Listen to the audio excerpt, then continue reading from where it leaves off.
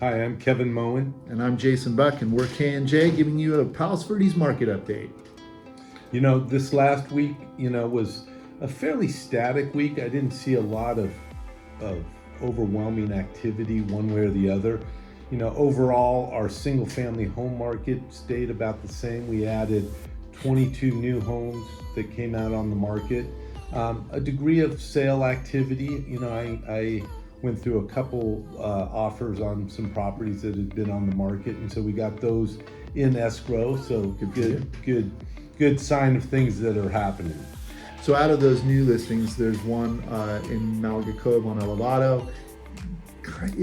Parts of it are really nice, and then parts of it need work, and there's some termite stuff there, perhaps. But different things which comes up. But we're not seeing that buyers or the market is really afraid of that right now. No, in fact, I think the market's kind of reacting to things that are well priced for the condition that they're in. Meaning, if it needs some work and the price reflects that, I think there's a market reaction taking place right now where people are wanting to kind of do their own thing at a house.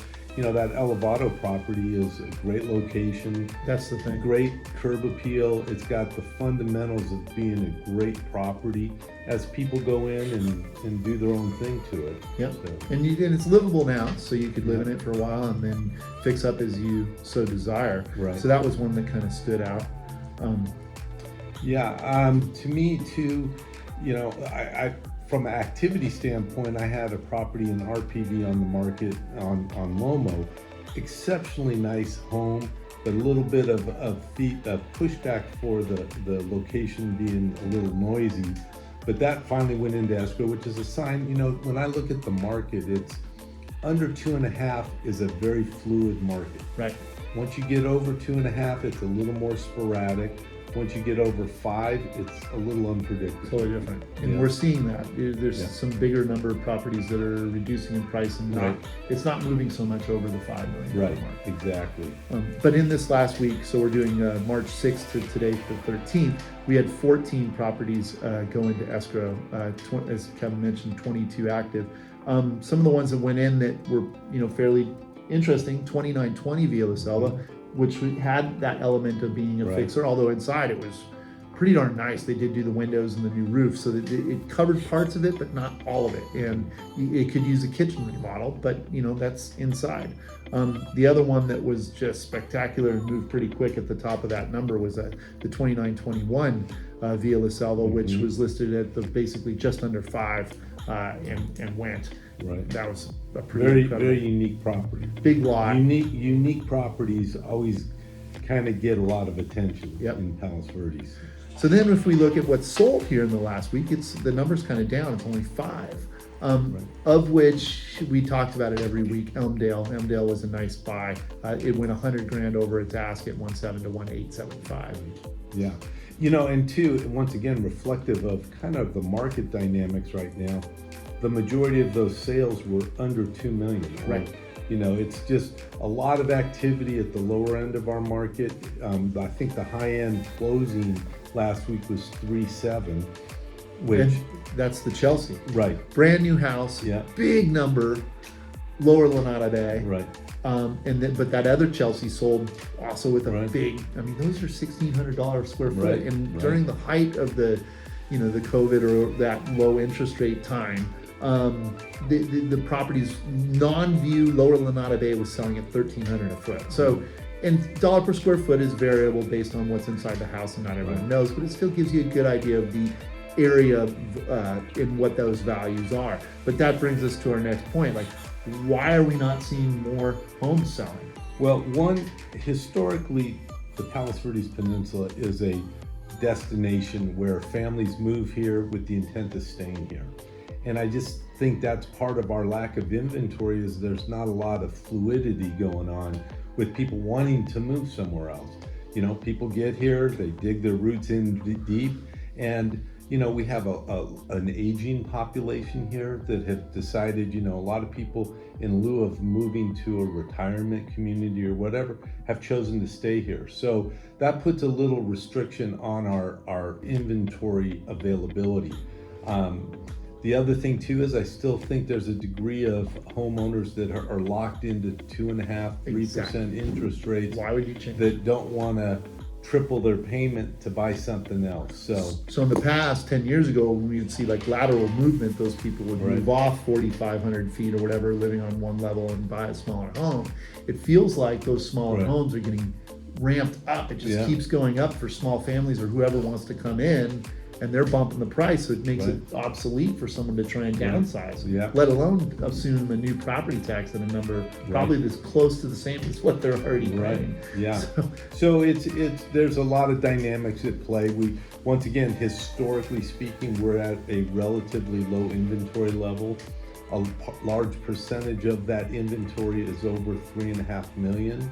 So it's appealing to a very wealthy kind of group of people. Our lower inventory is moving as a normal market would. So. We're coming into that time where we do see the height of the market, where things really pick up. It's not always summer, it's spring. And one other good point to make here is that we might have a weather phenomenon coming up, June gloom. So if you have a view property and you're thinking of selling, it might be worth it to bump that ahead a little bit so you can get all your view shots now, because that does make a big difference. Definitely a strategy that should be employed, because I've attempted to have put on the market great view-oriented homes.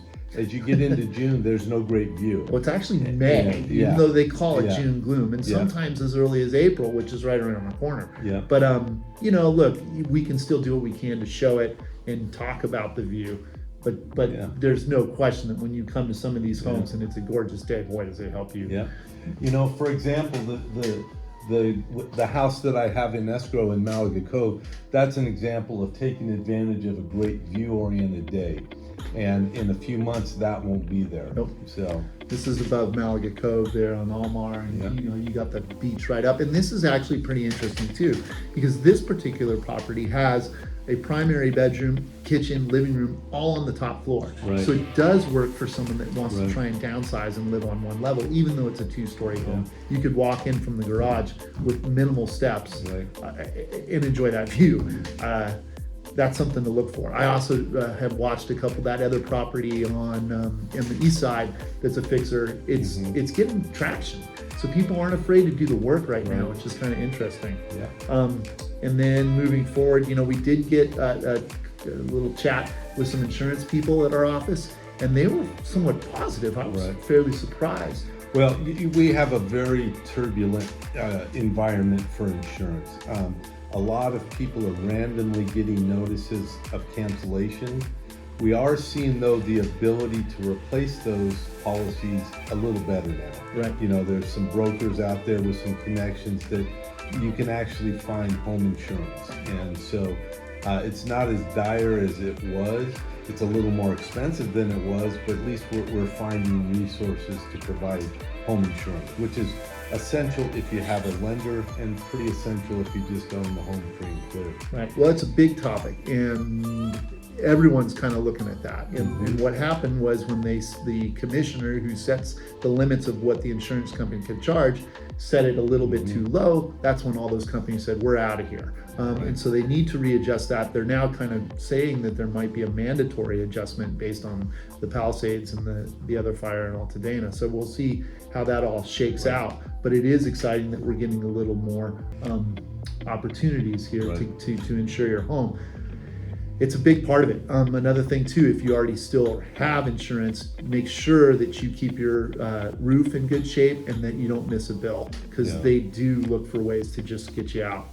And they also want to connect the smoke detectors to alarm if it's a big house and things of that nature. But look, that's where we can come in and help you and facilitate by giving you some really good referrals if you're looking to make a move, or if you just want to do a project on your own and looking for some good people to use. Sounds good. We'll see you next week. Thanks for watching.